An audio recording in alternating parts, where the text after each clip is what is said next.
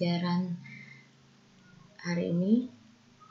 Untuk hari ini kita akan membahas masalah peran pelaku ekonomi dalam kegiatan ekonomi. Nah, di sini kita akan melihat ada dua materi yang akan kita bahas. Ini yang pertama kegiatan ekonomi, kemudian yang kedua adalah peran dari pelaku ekonomi itu sendiri. Baik, sebelum kita melanjutkan, kita akan melihat dulu tujuan dari pembelajaran hari ini, yaitu mengenai melalui kegiatan pembelajaran online ini. Diharapkan kalian mampu menjabarkan kegiatan ekonomi dengan runtut, kemudian kalian bisa menghitung tingkat kepuasan konsumen dengan tepat, juga menjelaskan peran pelaku ekonomi dalam kegiatan ekonomi dengan benar, kemudian juga bisa membedakan jenis-jenis circular flow diagram dengan tepat. Tadi sudah Ibu katakan bahwa yang kita bahas pada materi kali ini ada dua, yaitu yang pertama pelaku ekonomi dan yang kedua adalah kegiatan ekonomi.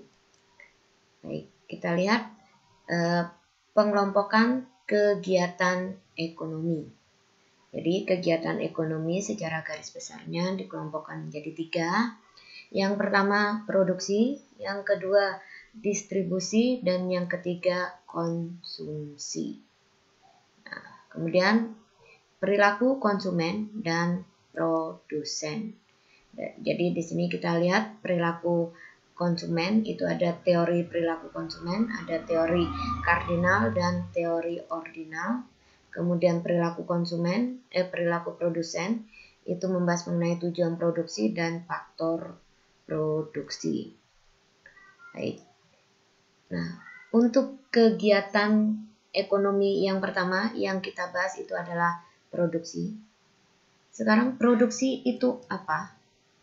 Produksi adalah kegiatan menciptakan atau menambah nilai dan manfaat barang atau jasa. Kemudian untuk produksi itu ada faktor produksi ada 4. Ada faktor produksi alam, faktor produksi tenaga kerja, faktor produksi modal, dan faktor produksi keahlian. Baik, ini faktor produksi, tadi sudah dikatakan. Yang pertama itu adalah sumber daya alam, yang kedua sumber daya manusia, yang ketiga sumber daya modal, dan yang keempat itu adalah kewirausahaan atau keahlian. Baik, kita bahas satu persatu. Yang pertama sumber daya alam, yaitu semua kekayaan alam yang ada di bumi yang digunakan untuk proses produksi. Jadi sumber daya alam itu ada tanah, bahan tambang, air untuk irigasi, udara, dan iklim.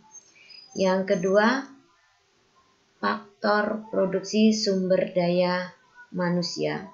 Itu adalah faktor produksi yang secara langsung maupun tidak langsung menjalankan kegiatan produksi. Jadi sumber daya manusia dibedakan menjadi dua. Yang pertama dilihat dari sifatnya, itu ada tenaga kerja jasmani dan tenaga kerja rohani. Berdasarkan kualitasnya, sumber daya manusia dibagi menjadi dua, ada tenaga kerja terdidik, tenaga kerja terlatih, dan ketiga adalah tenaga kerja tidak terdidik dan tidak terlatih. Yang ketiga, faktor produksi modal atau sumber daya modal. Itu adalah faktor penunjang yang mempercepat dan menambah kemampuan dalam memproduksi. Nah, ini biasanya berupa aset atau harta. Fungsi modal dalam ekonomi untuk menghasilkan dan meningkatkan atau memperluas produksi. Yang keempat itu adalah kewirausahaan. Ini keterampilan individu untuk mengelola faktor produksi dalam menghasilkan barang dan atau jasa. Jadi keterampilan ini diperlukan untuk melakukan produksi yang efektif dan efisien. Kewirausahaan sering juga disebut sebagai entrepreneur sebab seorang pengusaha itu bertanggung jawab terhadap suatu usaha. Tugasnya antara lain mengatur dan mengkombinasi faktor-faktor produksi yang menghasilkan barang dan jasa. Nah, kemudian kita sekarang masuki tujuan dari produksi. Tujuan produksi itu adalah selain tadi untuk memenuhi kebutuhan, tujuan produksi itu yang pertama adalah mengganti barang yang rusak, kemudian memenuhi kebutuhan sesuai dengan perkembangan zaman, memenuhi permintaan pasar dalam dan luar negeri, juga memperoleh keuntungan dan meningkatkan kemakmuran. Baik, sekarang kita lihat teori perilaku produsen. Itu adalah merupakan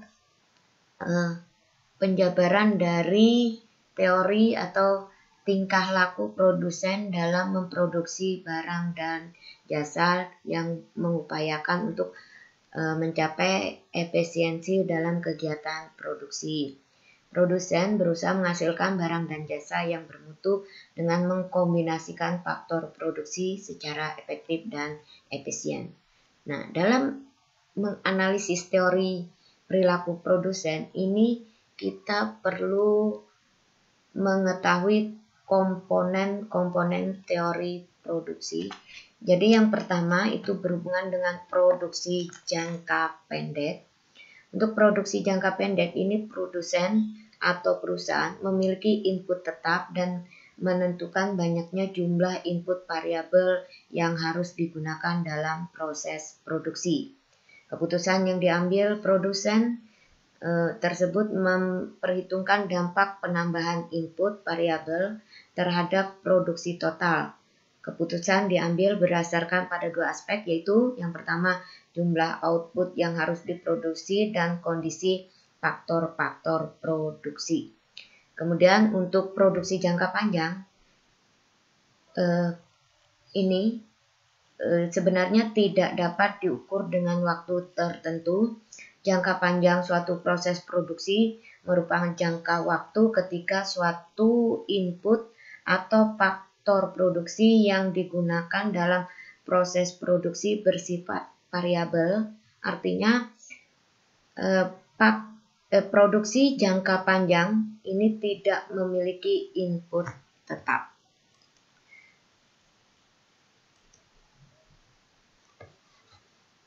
Baik, selanjutnya kita lihat ke konsep biaya produksi. Jadi dalam ilmu ekonomi, segala pengorbanan atau pengeluaran untuk menghasilkan barang dan atau jasa dalam proses produksi itu yang dinamakan biaya produksi.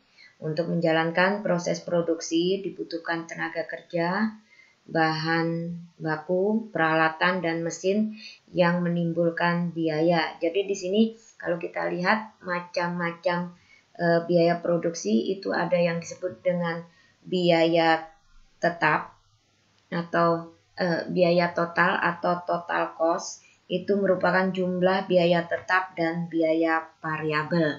Sedangkan biaya tetap itu sendiri adalah biaya yang tidak berubah dengan adanya produksi perusahaan dalam jangka pendek.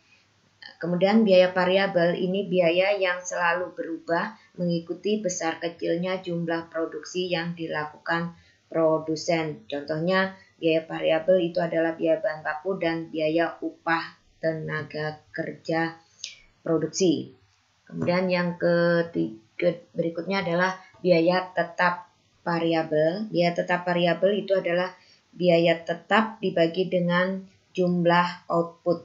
Jadi kalau output meningkat maka biaya tetapnya akan menurun, tapi kalau outputnya menurun maka jumlah biaya tetapnya akan meningkat. Untuk persamaannya itu adalah AFC atau biaya tetap rata-rata kita peroleh dari biaya tetap dibagi dengan kuantitas. Sedangkan yang kedua yang berikutnya adalah biaya tetap biaya